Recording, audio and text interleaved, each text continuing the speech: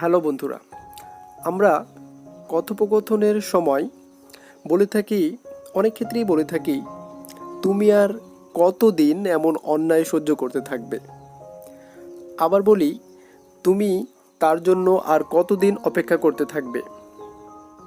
কখনো আবার বলি, কাজটি শেষ করতে তোমার আর কত সময় লাগবে, তোমার আর কত টাকা লাগবে, তুমি এভাবে আর কত টাকা নষ্ট করবে। ঠিক এভাবে করেই আর কত দিন, আর কত সময়, আর কত টাকা, এভাবে করে আমরা যখন আর কত ইউজ করব, এই ক্ষেত্রে দুটো বিষয় আপনাকে ব্যবহার করতে হবে। একটি হচ্ছে যদি সেটা কাউন্টেবল হয়, অর্থাৎ গণনা করা যায়, যেমন দিন আপনি গণনা করতে পারবেন, তাহলে মেনি মোর, এখানে মেনির সাথে মোর ইউজ করতে হবে। আমি পরে উদাহরণগুলো দেখাচ্ছি। আর যখন সেটা গণনা করা যাবে না, যেমন সময়, এটা গণনা করা যাবে না, এই ক্ষেত্রে আপনাকে বলতে হবে মাচ মোর টাইম এবং মেনি মোর ডেজ। এই কথাগুলো ইউজ করে এই বাক্যগুলো আপনাকে বানাতে হবে। তাহলে গণনা করার সময় কি ইউজ করবেন? মেনি মোর ডেজ, এটা দিন গণনীয়, কিন্তু সময়টা গণনা করা যায় না, তখন কি বলবেন? Much more time. তাহলে দেখুন, তুমি আর কতদিন এমন অন্যায় সহ্য করতে থাকবে, এই কথাটি আপনি কিভাবে বলবেন? তাহলে আপনি এটি বলবেন যে হাউ মেনি মোর ডেজ, কতদিন। তাহলে হাউ মেনি মানে কত, কতদিন তুমি থাকবে বা কতদিন সহ্য করবে। How many days will you tolerate, কিন্তু কি বলেছি? আর কত। আর কত শব্দটি থাকলেই আপনাকে মেনি মোর শব্দটি ইউজ করতে হবে। তাহলে কি বলবেন? How many more days will you be tolerating such injustice. কি বলবেন তাহলে? How many more days will you be tolerating such injustice. আর কতদিন তুমি এমন অন্যায় সহ্য করতে থাকবে। আর কত এই শব্দটি থাকার কারণে আমি মেনির পরে আবার মোর নিয়েছি। যদি আর শব্দটি থাকতো না, তুমি কতদিন এমন অন্যায় সহ্য করবে, তাহলে কি বলতেন?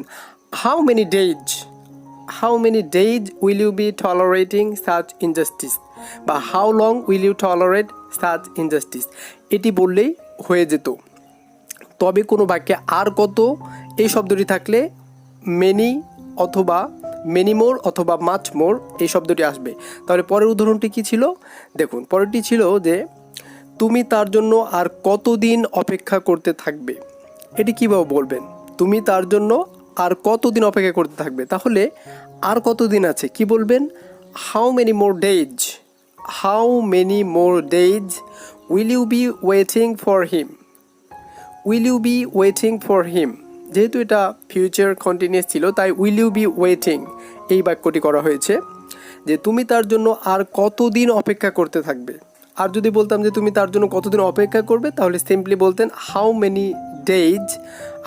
মোর days will you wait for him, এটা বলতেন। কিন্তু যেহেতু বলেছি অপেক্ষা করতে থাকবে, কন্টিনিউয়াস করেছি, তাই আপনাকে বলতে হবে how many more days will you be waiting for him. শুধুমাত্র মোর নেওয়া হয়েছে আর শব্দটির জন্য। ওকে, তারপরে যদি বলা হয় যে কাজটি শেষ করতে তোমার আর কত সময় লাগবে, তাহলে কি বলবেন? তাহলে হাউ মাচ, যদি বলতাম যে how much more time do you need to finish the work, কাজটি শেষ করতে তোমার আর কত সময় লাগবে। আর শব্দটির কারণে মাচের পরে আবার মোর নেওয়া হয়েছে, কি বলবেন? How much more time do you need to finish the work, কাজটি শেষ করতে তোমার আর কত সময় লাগবে। কিন্তু যদি বলতেন কাজটি শেষ করতে কত সময় লাগবে, আর শব্দটি না থাকতো, তাহলে বলতেন how much time do you need, তোমার আর কতদিন লাগবে, how much time do you need to finish the work, কাজটি শেষ করতে তোমার কতদিন লাগবে, এভাবে বলা যেত।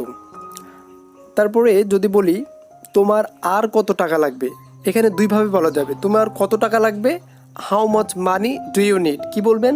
How much money do you need. কিন্তু যদি সাথে ইউজ করে তোমার আর কত টাকা লাগবে, আর কত, অর্থাৎ এর আগে দিয়েছে, এরপরে আরও চাচ্ছে, অর্থাৎ এই টাইপের ক্ষেত্রে আপনি কি বলবেন? হাউ মাচ মোর মানি, এখানে মোর শব্দটি আনতে হবে সব ক্ষেত্রেই। যদি টাকা মানি আনকাউন্টেবল, এ কারণে এখানে কি হবে, মাচ হবে। How much more money will you need বা ডু ইউ নিড, বলতে তোমার আর আর কত টাকা লাগবে। তাহলে how much more money do you need, how much more money do you need, তোমার আর কত টাকা লাগবে।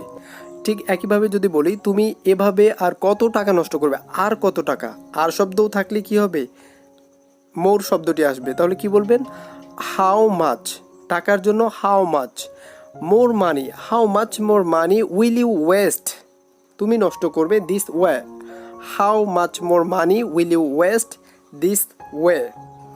সো ডিয়ার ভিউয়ার্স, এখানে দুটো বিষয় লক্ষণীয়, একটি হচ্ছে কাউন্টেবল, কাউন্টেবলের ক্ষেত্রে মেনি মোর, আর আনকাউন্টেবল অর্থাৎ যেটা গণনা করা যায় না, যেমন সময়, টাকা, মানি, কালেকটিভলি এটা গণনা করা যায় না, এই সকল ক্ষেত্রে মাচ মোর মানি, মাচ মোর টাইম এটি ইউজ করেছি।